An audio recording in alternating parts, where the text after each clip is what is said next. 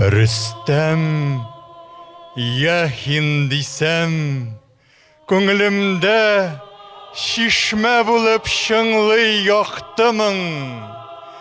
Сәйдәш бияклеген кыйбла иткән җырчысы ул татар халкының. Милли романслар чәчәк аткан, моң бакчабыз үсә, ямлана. Бакчага жан иңдерүче Яхин үзе классикка әйләнә. Яшьтән үк ул ана назын тойды, рухын аның җыры җылысын. Сайрады ул яшь сандугач булып, үз халкының тоеп сулышын. Шуннан бирле газиз анасының байрак итеп хәер дугасын. Кыю җәеп иҗат кылашын. Моңыбызның йөзек кашы Яхин сөендерә сәнгать дөньясын.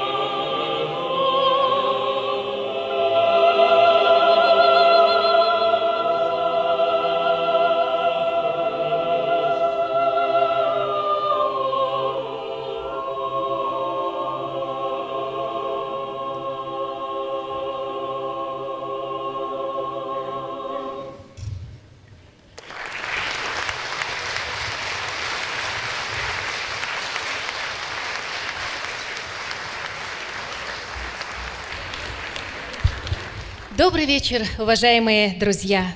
Всех ценителей высокого искусства приветствуем в концертном зале Татарской государственной филармонии имени Габдуллы Тукая на концерте 4-го международного фестиваля музыкального искусства «Филармониада».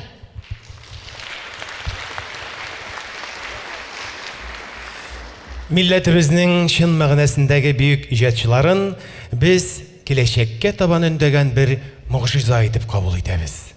Шуңа күрә дә һәр киләчәк буын ул шәхесләребезнең иҗатына кабат-кабат мөрәҗәгать итә. Бу рухи байлыкка кадерләп карый, саклап карый һәм бу юлда үзенең өлешен кертә.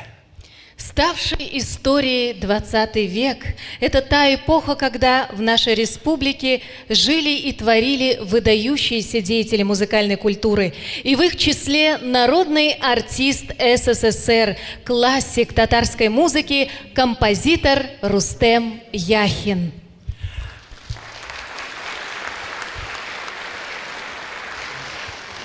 Узып барган 2011 ел иң матур чаралары ул әлбәттә Рөстәм Яхинның 90 яшен билгеләп үтү.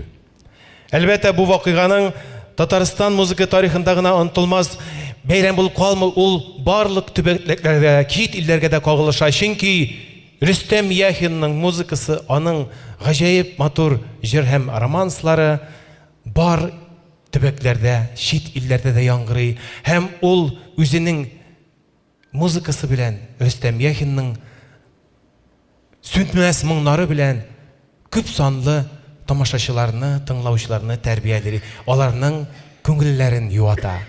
Чынлап та, бүгенге кичәдә дә менә шул музыка сезнең өчен, хөрмәтле тамашачылар, яңгырап торачак. Слово для приветствия художественному руководителю Татарской государственной филармонии имени Габдуллы Тукая, художественному руководителю фестиваля «Филармониада», заслуженному артисту России, народному артисту Республики Татарстан Айдару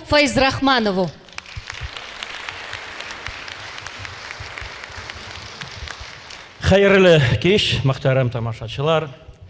5 декабрь көнне без менә шушы күркәм залда Татарстан Республикасының Мәдәният министрлыгы, Габдулла Тукай исемендәге Татар дәүләт филармониясе 4-нче халыкара музыка сәнгате фестивален, без аны филармонияда дип атыйбыз, ачып җибәрдек.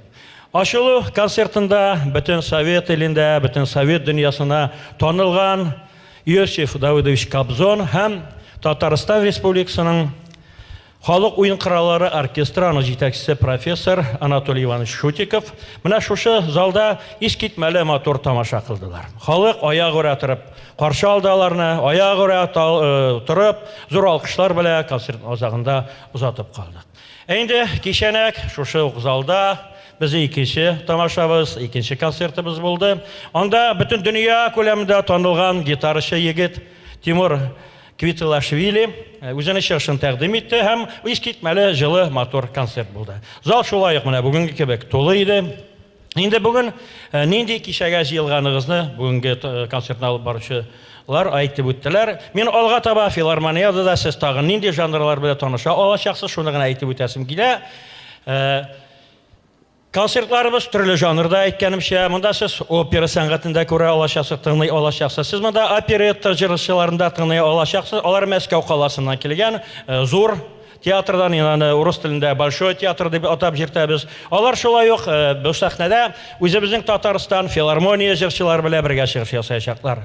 9-10 көнне biz sizga Татарстан Республикасының фольклор музыка дәүләт ансамбле концертын тәкъдим итәбез. Без аны Башкортстандагы дусларыбыз белән бергәләп бирәбез. Һәм без аны нәкъ менә шушы исеменә туры китереп, дусларча концерт дип атадык. 11 көнне инде сез монда рәхәтләнеп килеп тамаша кыла аласыз. Фәйзи Гаскаров исемендәге ансамбль. Бу дөнья күләмендә танылган, дан тоткан ансамбль. Аның игъланнары һәр көн диярлек менә телевидениедә күрәсез. Күрәсе килгән кешеләр, билетлар булмаса да, мин сезне рәхим итегез.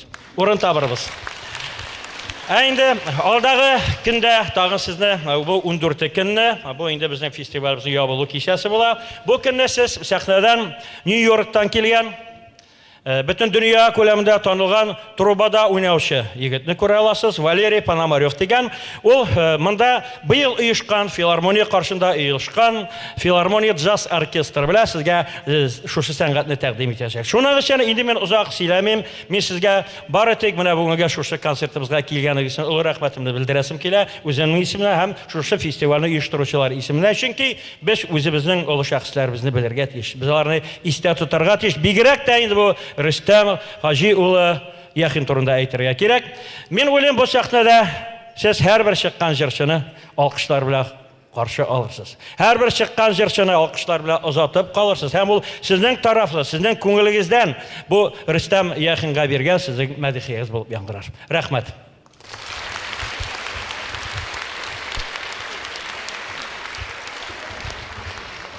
Итак, дорогие друзья, программу нашего концерта, посвященного 90-летию со дня рождения Рустема Яхина, открывает музыка фортепианного концерта, написанного еще молодым композитором. Это произведение принесло ему первый серьезный успех. Сам автор блестяще исполнил его в Москве в 1954 году в переполненном концертном зале имени Чайковского вместе с Государственным симфоническим оркестром Татарии под руководством маэстро Натана Рахлина. Хөрмәтле тамашачылар, бүгенге кичәдә композиторның фортепиано һәм оркестр өчен язылган концертының 3нче кисәге яңгырый. Башкаралар Татарстан Республикасының халык артисты Марат Сиражетдинов һәм Татарстан Республикасының халык уен коралларының дәүләт оркестры. Оркестрның сәнгать җитәкчесе һәм баш дирижеры Россиянең атказанган артисты профессор Анатолий Шутиков. Рәхим итегез. Итак, приветствуйте художественного руководителя и главного дирижера оркестра, народный артист России профессор Анатолий Шутиков.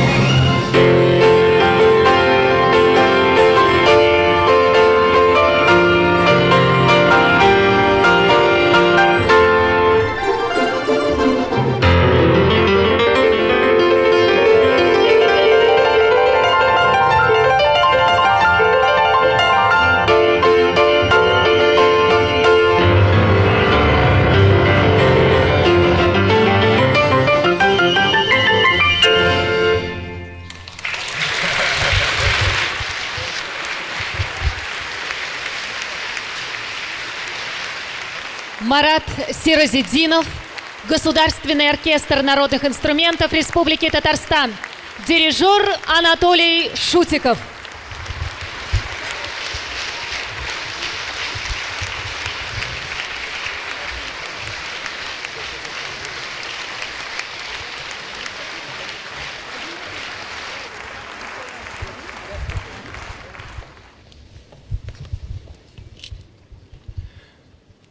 Муса Жәлил. Герой шағирыбызның қаһарман образы, аның үлмәс шигырьләре Рөстәм Яхин музыкасы аша яңа үрләргә күтәрелде. Муса Жәлилнең Моабит төрмәсендә язылган шигырьләре композиторны 1960 елда бик тирән тасвирлау чаралары белән сугарылган әсәр язуга алып килде. Моабит дәфтәрләреннән дип аталган җырлар циклы Рөстәм Яхинның иҗатында гына түгел, гомумән татар профессиональ җыр сәнгатенең иң югары даирәләрендә үзенең җитди урынын алды. Муса Жәлил шигыре «Җырларым». Башкара Рөстәм Яхин исемендәге халыкара конкурс лауреаты, Габдулла Тукай исемендәге Татар дәүләт филармониясының солисты, Татарстанның ат казанган артисты Владимир Васильев.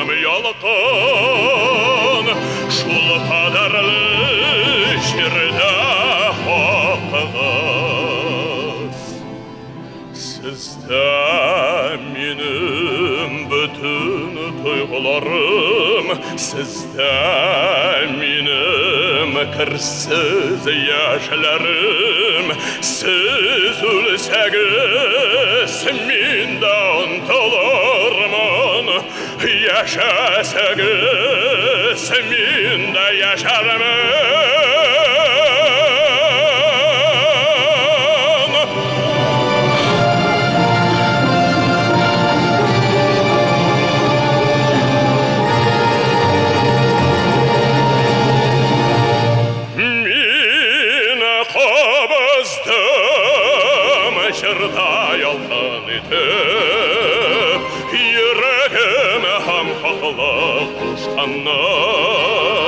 Жырым белән дусыны иркәләдем, жырым белән җиңдем дошманны.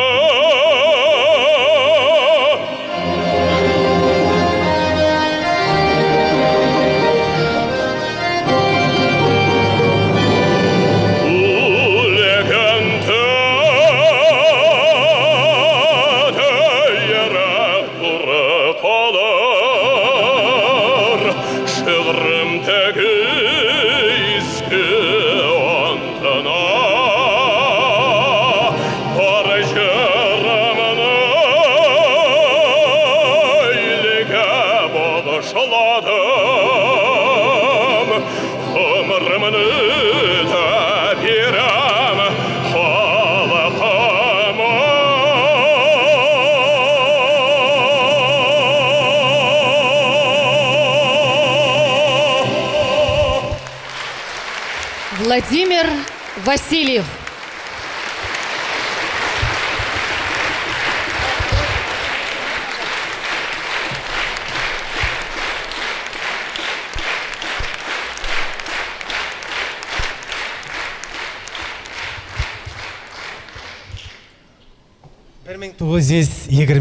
ел. Мөхәммәд Хаҗи һәм Мәрьям Яхиннар гаиләсендә 3нче малай туа. Аңа Рөстәм дип исем кушалар. 30-нчы елларда бу малай Казанның беренче санлы музыка мәктәбендә фортепиано буенча Антонина Чернышова исемле талантлы укытучыда шөгыльләнә башлый, тырышып укый. Профессиональ музыкант булырга хыялланган яшь егет 1937 елда Мәскәүгә бара, ләкин Бөек Ватан сугышы башлану сәбәпле Рөстәм укуын дәвам итә алмый. Рөстәм Яхин Мәскәү музыка училищесында профессор Литинский белән очраша. 1941 елда Казанда композитор Нәҗип Җиһанов белән аралаша башлый. Алар җитәкчелегендә композиция буенча дәресләр алуым миңа киләчәктә композитор булып китәргә этәргеч булды, дип искә ала Рөстәм Мөхәммәдхаҗи улы. Бөек Ватан сугышы тамамлану белән Рөстәм Яхинга Мәскәү консерваториясын тамамлау мөмкинчелеге туа. Аның киң кырлы таланты ачылганнан ачылга бара. Татар музыкасында фортепиано концерт жанрына нигез салган композитор үзенең көчен башка өлкәдә җыр жанрында камера вокаль музыкасында сыный. Рөстәм Яхинның бу юнәлештәге иҗаты бәяләп бетергесез. Бүгенге көндә аның гаҗәеп матур җыр һәм романслары татар музыкасының алтын фондын тәшкил итәләр. Дим өстендә Шәриф Биккул сүзләре. Башкара халыкара конкурслары лауреаты Гөлнара Мурзиева.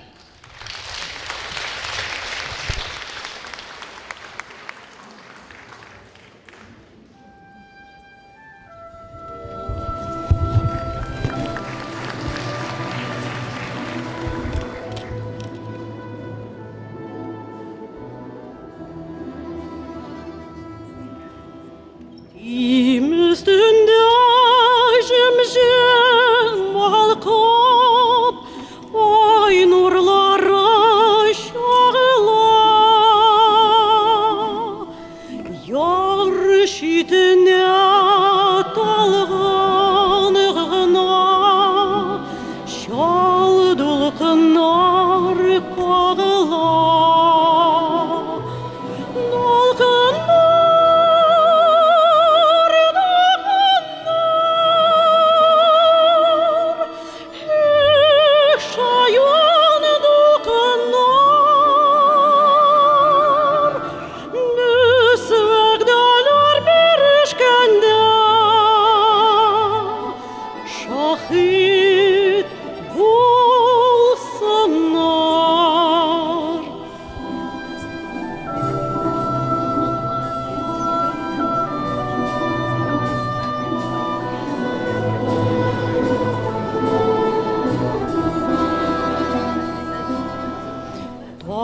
Şulpana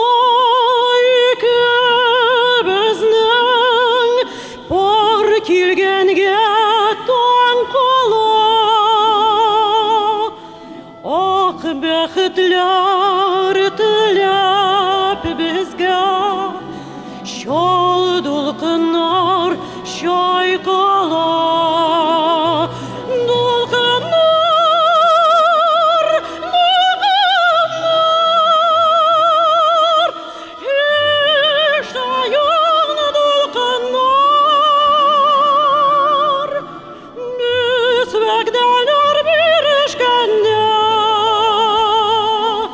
Şahit bulsunlar.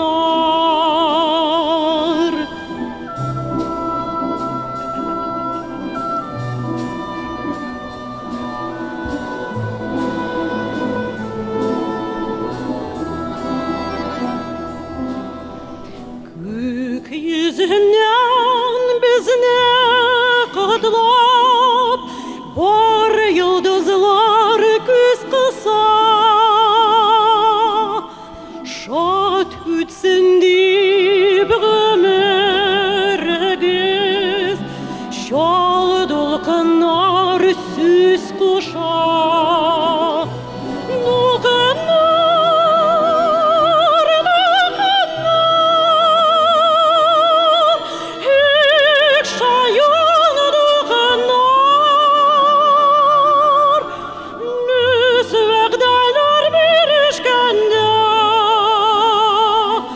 Şahit bulsunlar.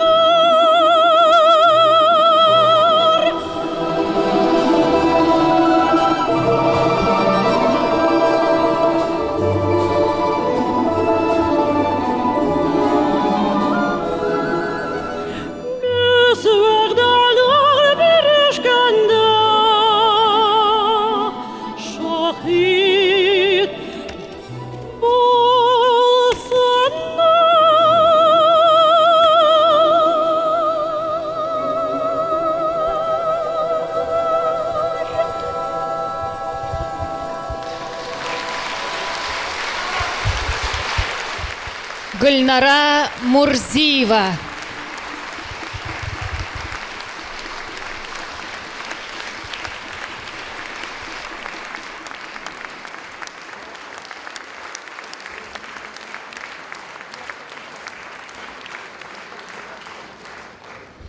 Татар музыкасы тарихында Рөстәм Яхинның романслары күренекле урын алып торалар. Композитор үзенең романсларын язганда татар халкының танылган шагыйрьләренең иҗатына мөрәҗәгать итә. Габдулла Тукай, Муса Җәлил, Әхмәт Йөрикәй, Әхмәт Саттар, Сибгат Хаким, Равил Фәйзуллин, Ринат Харис. Рөстәм Яхинның шактый гына романслары тормыштагы таянычы булган якын дусты, талантлы шагыйрь Мустафа Ногман белән берлектә язылган. Бу романслар арасында айруча популярлык казанганы «Оныта алмыйм» дигән романсы. Башкара Рәсәйнең атказанган, Башкортстанның һәм Татарстанның халык артисты, Салават Юлаев исемендәге дәүләт премиясе лауреаты Идрис Газиев.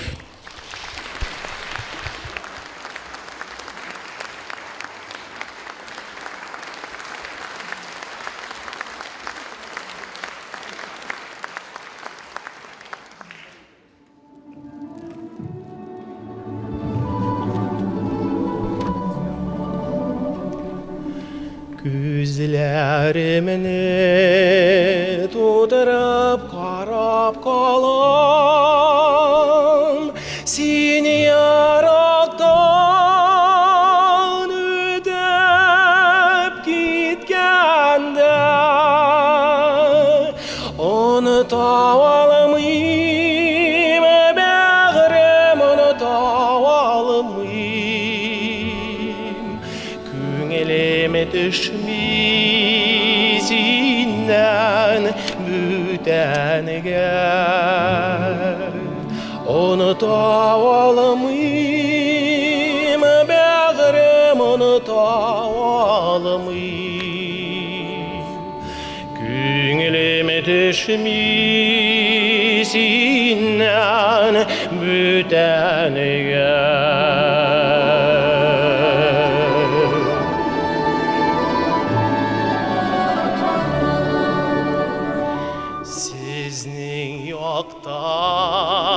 Искән җилләр белән килер заман,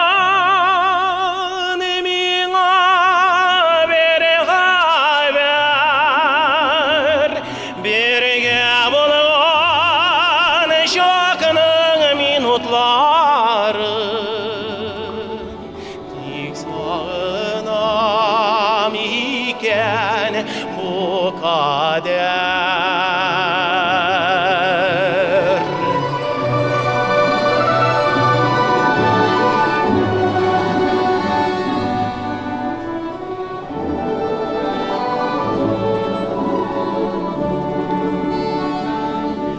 Таң алдыннан моңлы кошлар сайрый, гел бакчада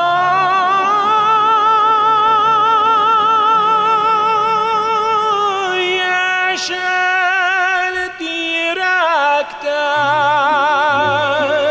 син дә минем сөйгән җырым булып сакланырсың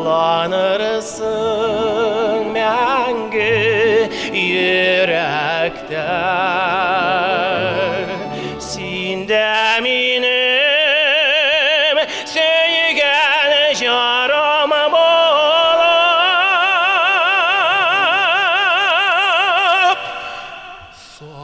сакланырсың мәңге йөрәктә.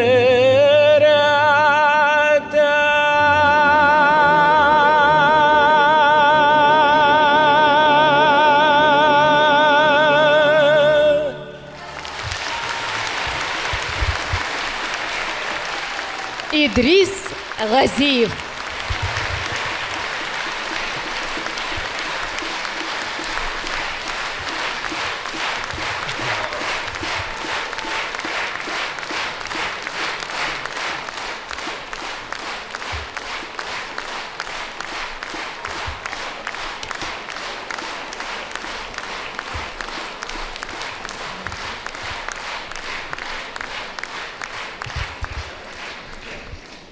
Рөстәм Яхинның җырлары һәм романслары, илебезнең данлыклы җырчылары Георг Оц, Наталья Шпиллер, Ермек Серкебаев, Алибек Днишев, Вера Поставничева, Ринат Ибрахимов чын күңелдән яратып башкардылар.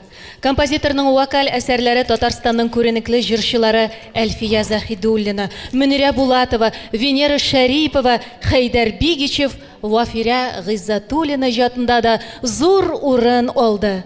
Композиторның романсларын беренчеләрдән булып Эмиль Җәләлетдинов, Илһам Шакиров, Зилә Сунгатуллина, Римма Ибрахимова халыкка җиткерделәр. Кичә безне Рөстәм Яхинның Әхмәт Саттар сүзләренә иҗат ителгән үзенчәлекле романсы дәвам итә. Бу үзенчәлек татар авторларының чын мәгънәсендә рус романс язуда. «Ты, любовь моя поздняя». Башкара Татарстанның халык артисткасы Римма Ибрахимова, каршы алыгыз.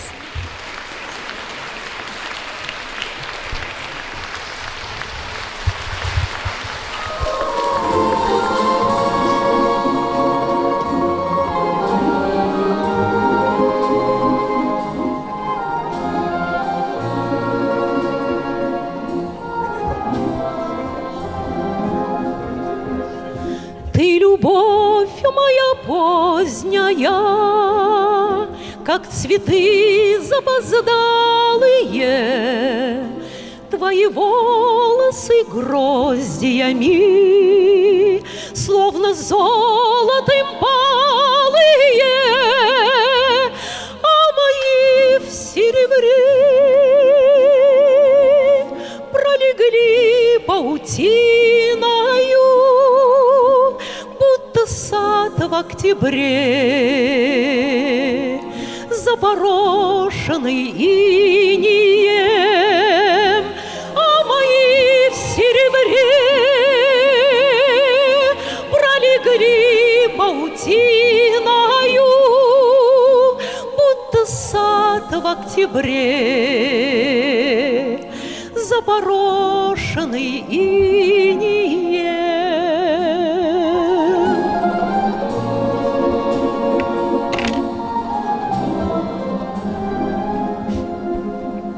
Что березонька стройная в пору весен цветения, ты, любовь моя поздняя, словно песня осенняя, если рядом со мной ты, любимый и верный мой, я дышу, как весной, окрыляясь надеждами.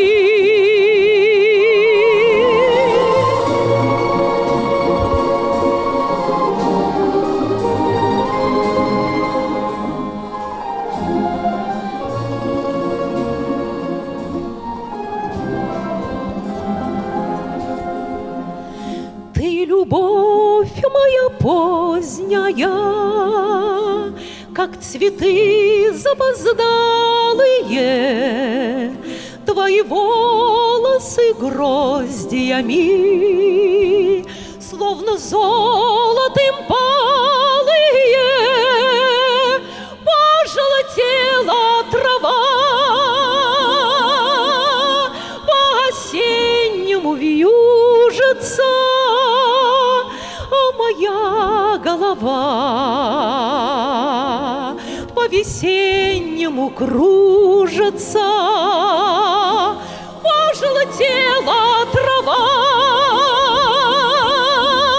по-осеннему вьюжится, а моя голова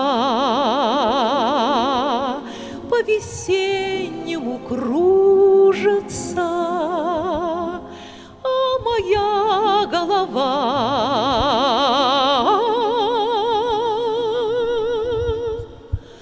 по весне твоей кружится.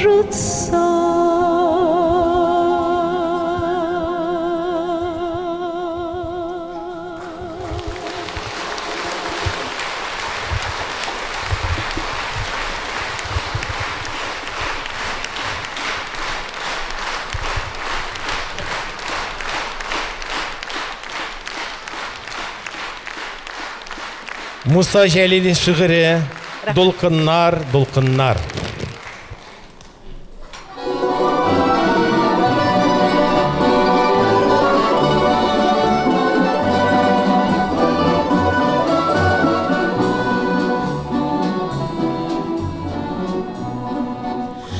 Дулкыннар, дулкыннар, ник булай шаулыйсыз? Ярларга сугылып, сіз нәрсә даулыйсыз? Дулкыннар, дулкыннар, мин аңлыйм бит сезне, мин сезгә ышанам, сездәге дәрт безнең дәртләргә охшаган. Дулкыннар, дулкыннар,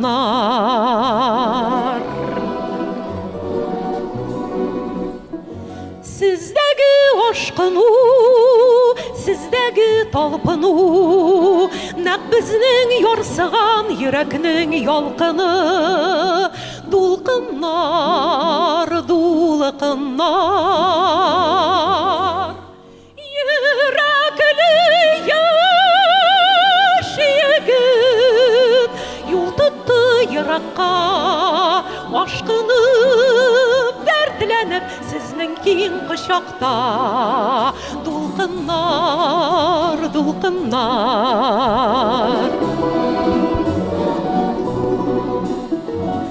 мин калдым аерылып, йөрәгем дусыннан. Ул җиңеп кайтканчы, мин китмәм шушыннан. Дулкыннар, дулкыннар, ул минем шатлыгым, ул йөрәк ярлыгым, ул батыр сөйкемле, нәкъ сезнең шикелле. Ул минем шатлыгым, ул йөрәк ялкыным, ул батыр сөйкемле, нәкъ сезнең шикелле. Дулкыннар, дулкыннар, дулкыннар, дулкыннар.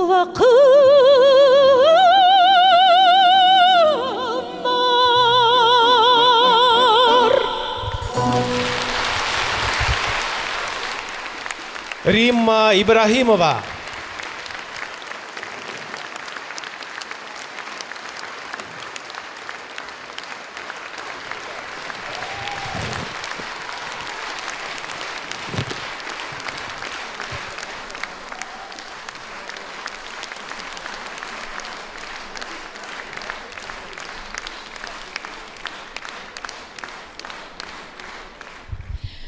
Рөстәм Яхин үзенең романслары, җырлары белән бергә инструменталь, миниатюра жанрында да зур уңышларга ирешә. Менә инде берничә дистә ел без концерт программалары, радиоша, өлкән буын һәм бүгенге көндә иҗат иткән музыкантлар башкаруында Рөстәм Яхинның танылган инструменталь әсәрләрен тыңлап киләбез. Бу башкаручылар арасында Итаки Халитов, Георгий Каджаев, Шамил Манасыпов, Марат Әхмәтов, Лариса Маслова, Рөстәм Абязов исемнәре булуы да күп нәрсә турында сөйли. Музыка өлкәсендә тәрбияләнгән яшь буын музыкантларның да репертуарында Рөстәм Яхинның әсәрләре булуы, алар тарафыннан яратып башкарылуы да безнең өчен, тыңлаучылар өчен куанычлы хәл. Бүгенге кичәдә композиторның виолончель өчен язылган элегиясын Казан консерваториясы каршындагы махсус музыка мәктәбе укучысы Камил Мөхәммәддинов башкара, концертмейстеры Лилия Вәлиева.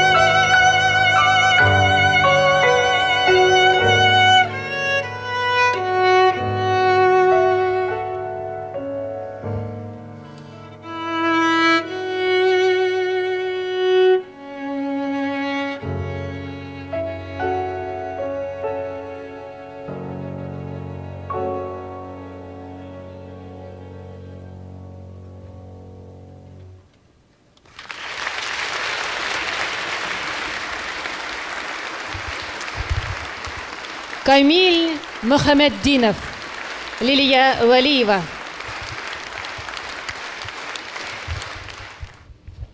Рөстәм Яхинны без күп кырлы талант иясе итеп таныйбыз. Композитор һәм оста башкаручы пианист. Ул пианист буларак бик зур үрләрне яулады. Табигый, Рөстәм Яхинның иң яраткан музыкаль инструменты ул рояль. Әйтерсең дә, үзенең тирән уйларын, хыялларын, күңел кичерешләрен ул фәкать аңа гына тапшыра. Бу инструментның барлык мөмкинчелекләрен, нечкәлекләрен дә оста куллана белә ул. Зыялыларның зыялысы булган музыкантның илһамланып, уйланып, назланып, кайчакта тыя алмаслык экспрессия белән суарылган уйнау стиле бәлки әнә шул якын дусты рояльгә булган мөнәсәбәтендәдер. Безнең чорда эшләгән музыкантлар композиторның үзе язган әсәрләрен башкару белән бер рәттән Рөстәм Яхинның җыр һәм романс темаларына нигезләнгән фантазияләрен, эшкәртүләрен дә концерт эстрадасыннан яңгыраталар. Шуларның берсе күренекле пианист Рэм Урасин Рөстәм Яхинның «Күңелемдә яз» исемле романсын фортепиано өчен эшкәртте. Һәм бүгенге кичәдә без сезгә бу әсәрне Казан консерваториясе каршындагы махсус музыка мәктәбе укучысы Тахир Камалетдинов башкаруында тәкъдим итәбез. Сәхнәдә Тахир Камалетдинов.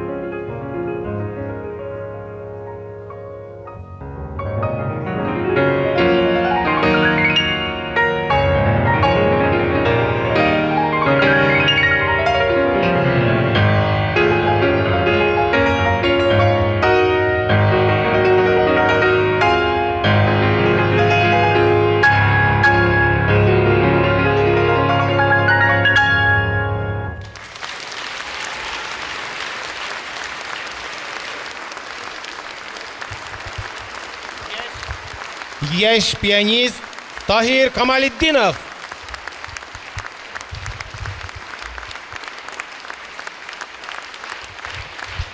Тахир Камалетдинов.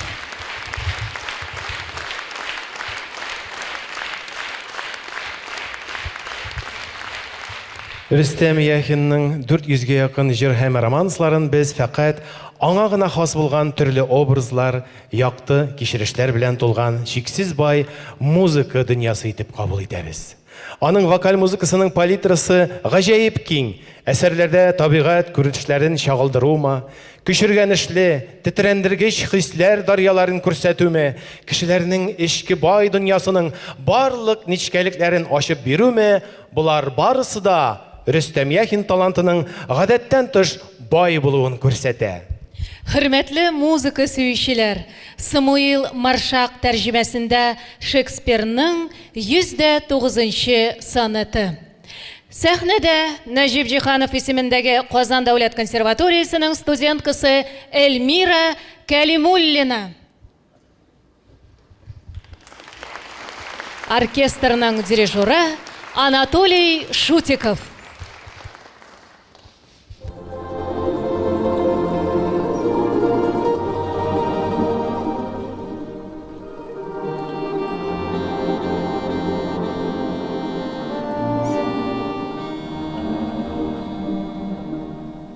Меня неверным другом не зови.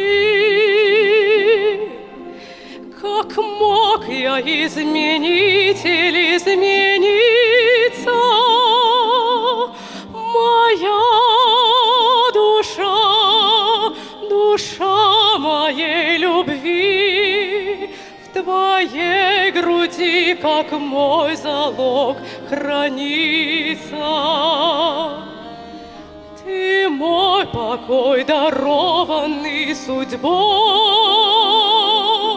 Я уходил и приходил обратно, таким, как был, и приносил с собой живую воду, что смывает пятна.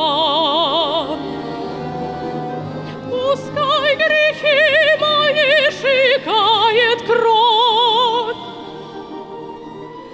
но не дошла я до последней грани, чтобы скитаний не вернуться вновь к тебе. Источник всех благодеяний, что без тебя просторный этот свет, ты в нем одна, другого счастья нет.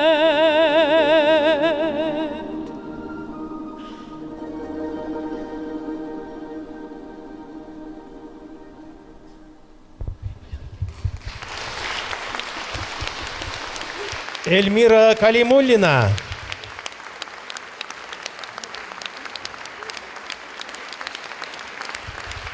Эльмира Калимуллина.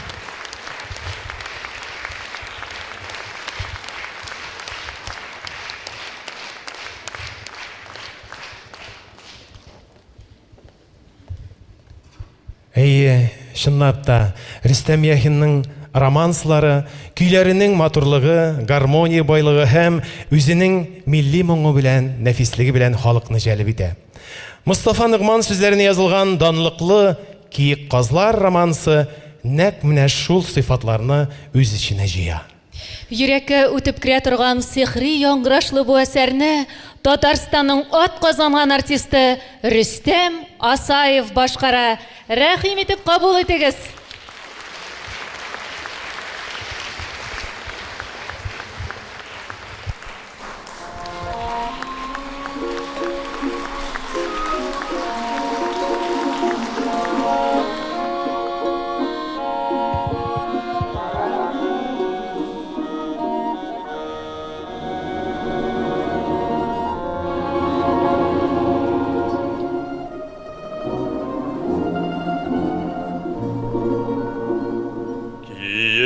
Kızlar kite жылы yakka, Türkümleri bilen gel birge.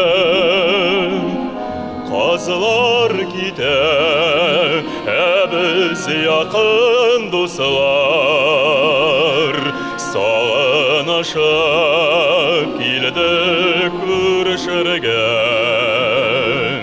Kızlar aşağılarda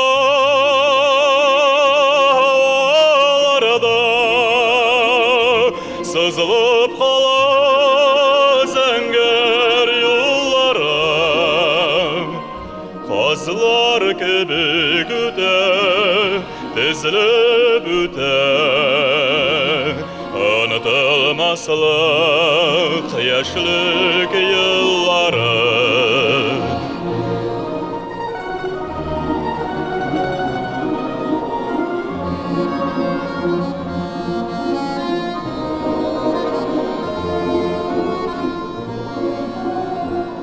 Yazgı kükrəu təvgü şaşqın hislər, Şul hislərini iskə kim almaz. Saf xəyallar bilən bir kütülgən, Yaşlık dostluğumuz yoğalmaz. Kızlar aşağılarda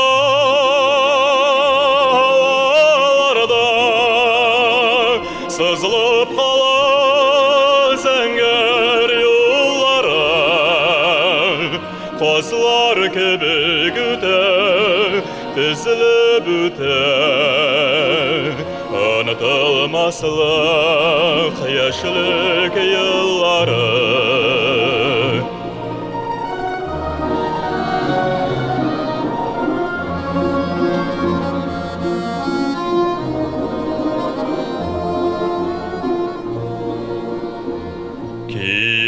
Kızlar gide kangıldaşıp, Yaman sulap kala köngüller. Kızlar kaytar, lekin kiri kaytmaz. Biz kişirgen matur bu günler. Kızlar havalarda sızılıp kala zenger yollara. Kızlar gibi güte dizilip üte, unutulmaslık yaşlık yılları. Kızlar gibi güte dizilip üte, unutulmaslık yaşlık yılları.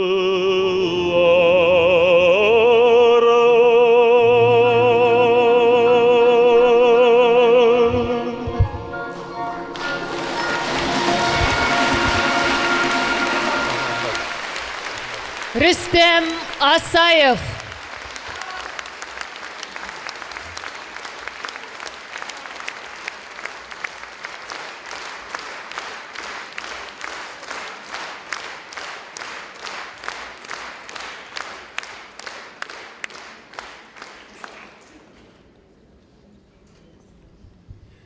Күренекле язучы Гариф Ахунов яраткан композиторыбыз турында былай дип язды. Рөстәм Яхинның таланты Худайдан килгән талант. Барлык милләт халыкларын бердәй дулкынландыра ала торган талант. Рөстәм абыйның көмеш сулы моң чишмәсенә бердән үз җанындагы рухи хазинә моң кушылса, икенчедән халык моңы кушыла. Өченчедән, дөньяның музыкаль культурасыннан ул үзенә азык ала. Менә ни өчен аның моң чишмәсе бер яктан тоташ бер агымда, икенчедән җир сайын роман сайын үзгәреп тора. Монда безгә зур язучының әйткән сүзләренә кушыласы гына кала. Бүгінгі кешәдә Рөстәм Яхинның Нәби Дәүли шигыренә язылган «Моңлы гармун» әсәрен Рәсәйнең һәм Татарстанның халык артисткасы, Татарстан Республикасының Габдулла Тукай исемендәге дәүләт премиясе лауреаты Зилә Сунгатуллина башкара. Каршы алыгыз, дуслар!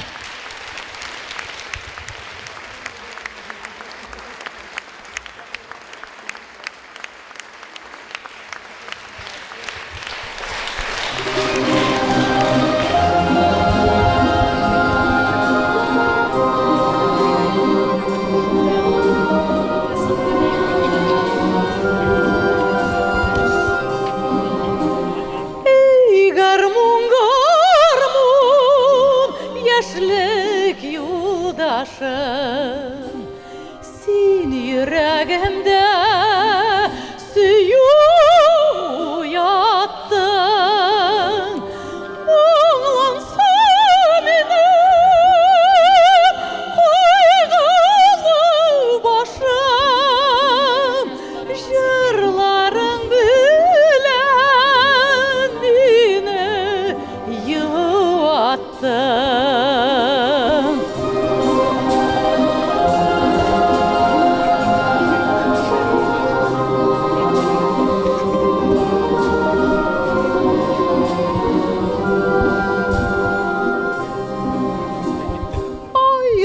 Кеште яңгыр юрам, җыр тәрәзәмә килеп кагыла.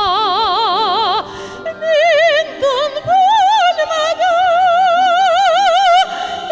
ишетеп торам, гармун урамга мине чакыра.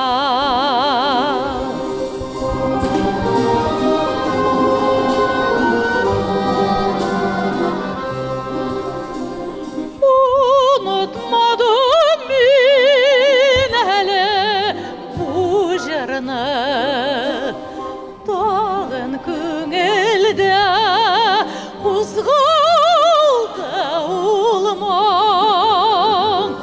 Алып кел мине сөйгән ярымны, яшьлек юлдашым гармун, эй гармун. Алып кел мине сөйгән ярымны, яшьлек юлдашым гармун, эй гармун.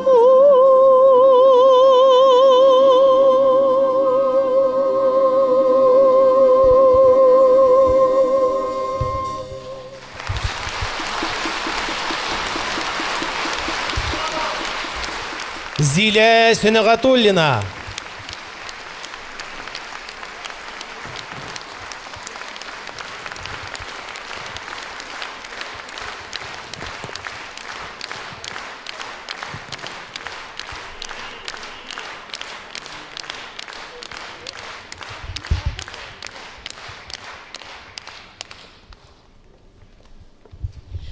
Рөстәм Яхин үзенең иҗат гомерендә бик күп шагыйрьләр белән эшләде. Мондый бәхет миңа да елмайды. Ул минем 4-5 шигыремә музыка язды, дип искә ала шагыйрә Гөлшат Зәйнәшева. Шуларның берсе «Китмә, сандугач» дигәннең романсы гаҗәеп матур, илаһи яңгырашы белән аерылып тора. Шушы «Китмә, сандугач» кебек искиткеч музыкалары белән Рөстәм Яхин үзе исән чакта үзенә һәйкәл куйды дип уйлыйм, ди Гөлшат апа Зәйнәшева. Чынлап та искә алынган романс ике зур талантның иҗат җимеше. Анатолий Шутиков җитәкчелегендәге дәүләт оркестрына кушылып җырлыйлар. Баш Татарстанның халық артистлары Рүстәм Маликов һәм Георгий Ибушев каршы алыгыз.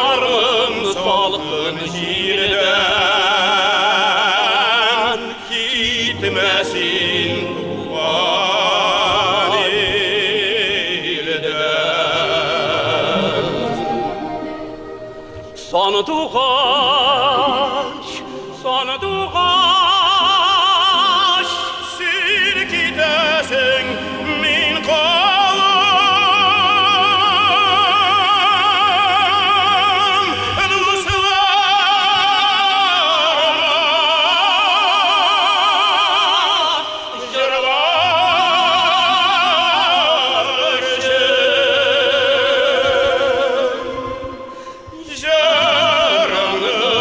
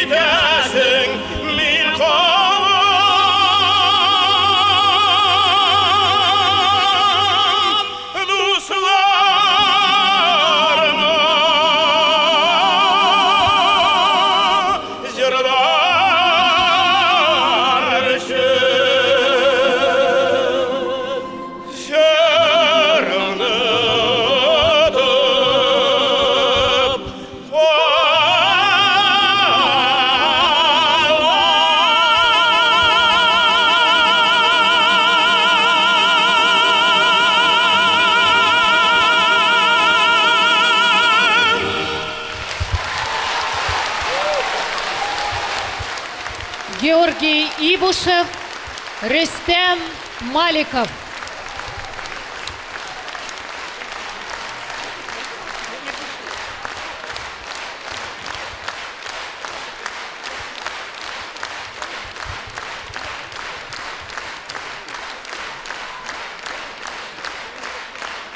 Георгий Ибушев һәм Рөстәм Маликов.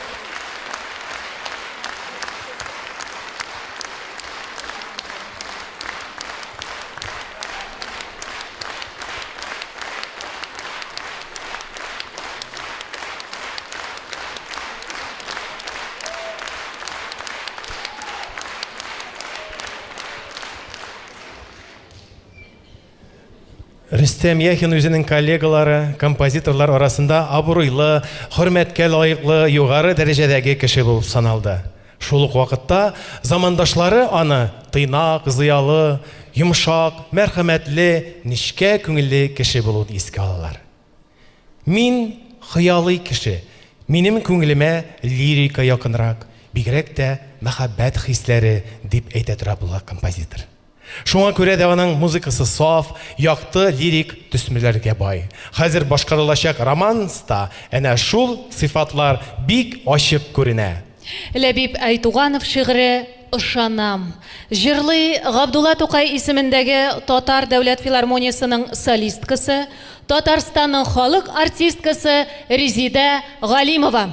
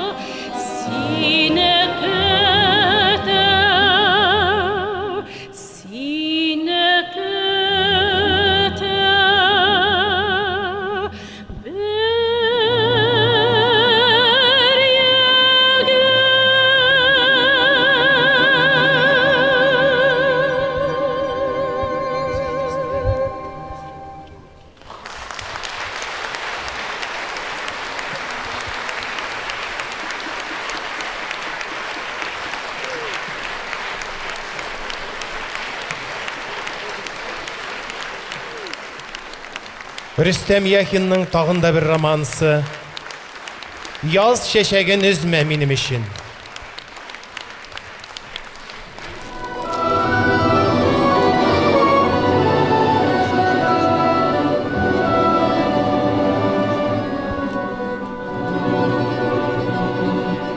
Yaz şeşegin izme minemişim Ul alayda kısqa ömürlü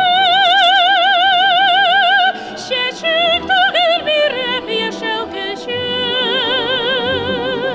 Sin bizliksen minim ömürlü Şeçik tağıl bir hep yaşav köşür Sen biziksen benim ömrüm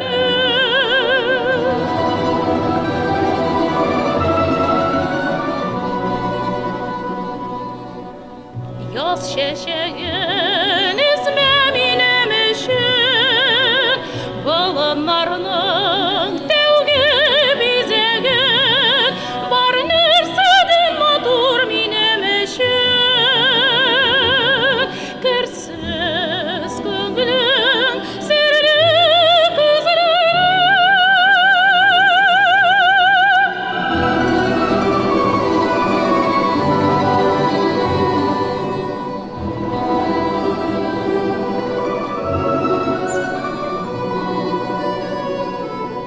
Yaz şeşegin üzme minemişin Ул күпләрнең күңелен җилгетә Гомерлек җан сердәшем булсаң Минем өчен бары шул җитә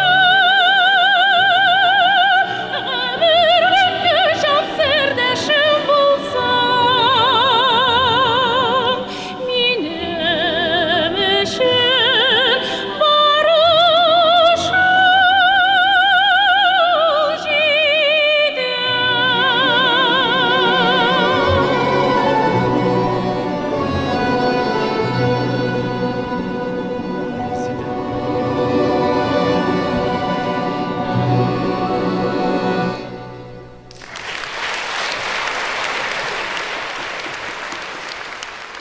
Резида Галимова.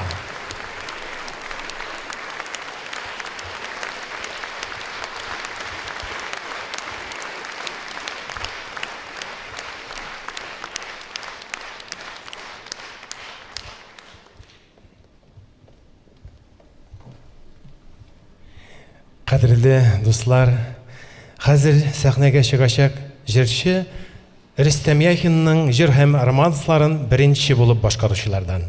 Инде композиторның җырланмаган әле безнең җыр әсәре бу җырчыбызның мәшһүр тавышы белән бергә халкыбызның иң яратып тыңлаган җырларыннан булып тарихка кереп калды. Әхмәт Ерикәй шигыре җырланмаган әле безнең җыр. Каршылыгы сәхнәдә Рәсәйнең, Татарстанның халык артисты, Татарстан Республикасының Габдулла Тукай исемендәге дәүләт премиясе лауреаты, татар халкының легендар җырчысы Илһам Шакиров.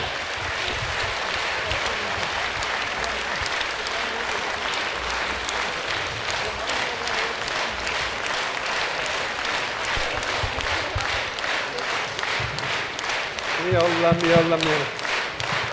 Belki min taqdele. Yallam. Belki min kort kişi elleni buldurada olmamalı. Nişe balay kılanası da siz. Bu ne help tokta olayım el bu.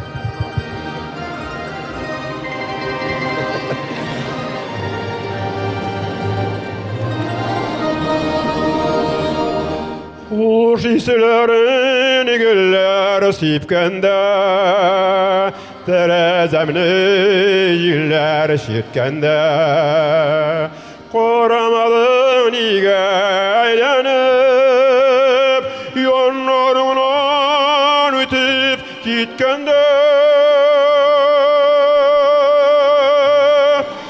Yılı yazılar tik başlandığına yaşıl kiydi kır Eytir süzüler ele eytilmegen Jırlanmagan ele bezinin jır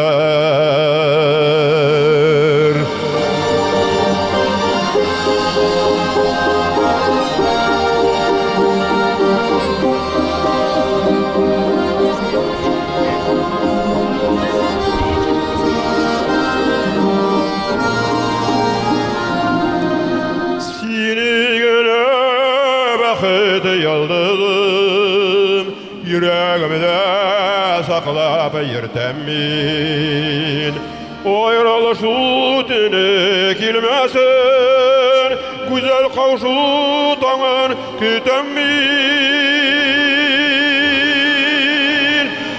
Yıl yazılar tik başlandığın o eline yeşil kiydi kır Eytir süzüler ele eytilmegen Jırlanmagan ele beziligi jır Yılı yazılar tik başlandığın o eline yeşil kiydi kır Eytir süzüler ele eytilmegen Jırlanmagan ele beziligi jır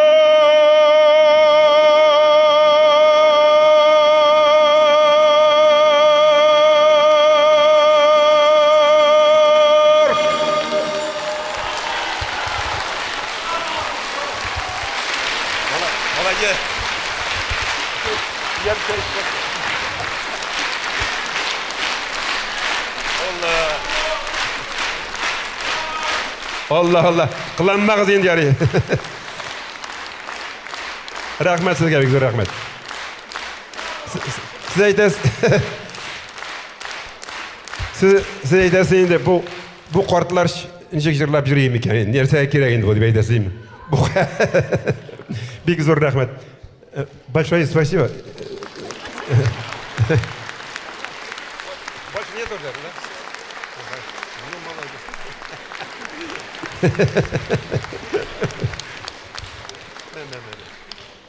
Тағы да бір тапқыр алқышларыңыз.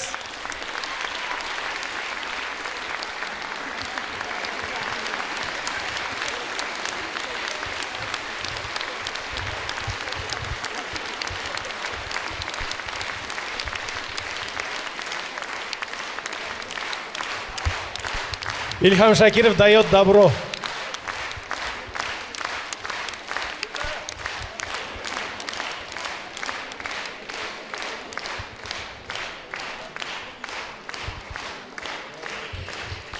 Чем дальше от нас Рахмет. волна времени отодвигает физическое бытие Рустема Яхина, тем яснее обозначается его роль в развитии татарской музыкальной культуры. Великий мастер, человек глубокого внутреннего благородства, истинный гражданин своего отечества, автор государственного гимна Республики Татарстан.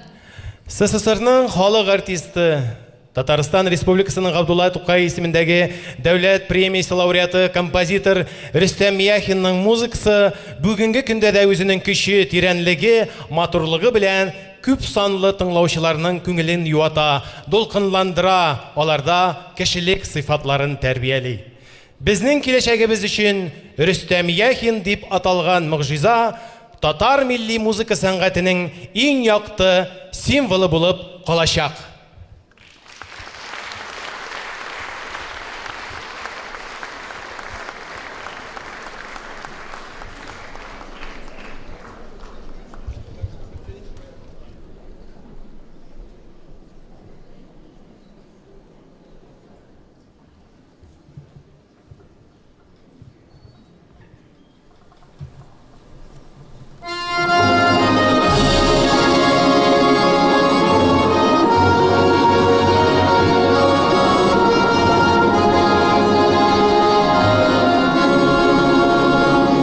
Aylarda bulmadım, dünya gizdim, nazlı jiller yüzüm saypada, siğa kaytkaş gına tuğan yağım, kükrəgime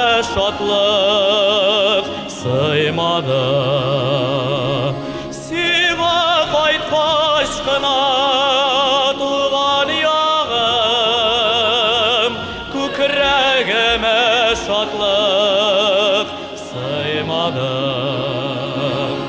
Тик бер генә көнгә аерылсам да, яман сулап сине юксынам. Синнән башка миңа туган ягым, бу дөньяда тормыш юк сыман. Синнән башка миңа туган ягым, бу дөньяда тормыш юк сыман.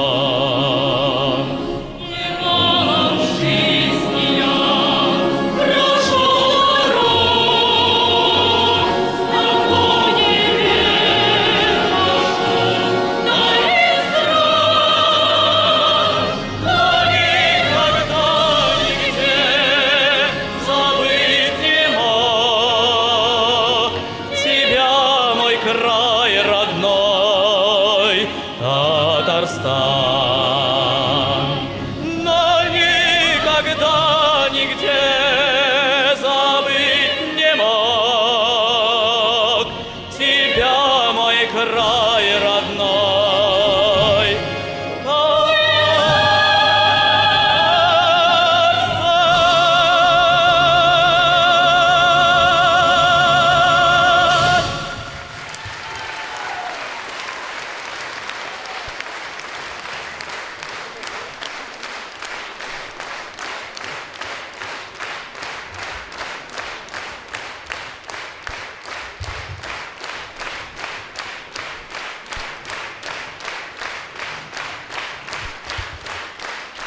На сцене Государственный камерный хор Республики Татарстан. Художественный руководитель, заслуженный деятель искусств Татарстана Миляушат Миндарова. И Государственный оркестр народных инструментов Республики Татарстан, художественный руководитель, народный артист России Анатолий Шутиков.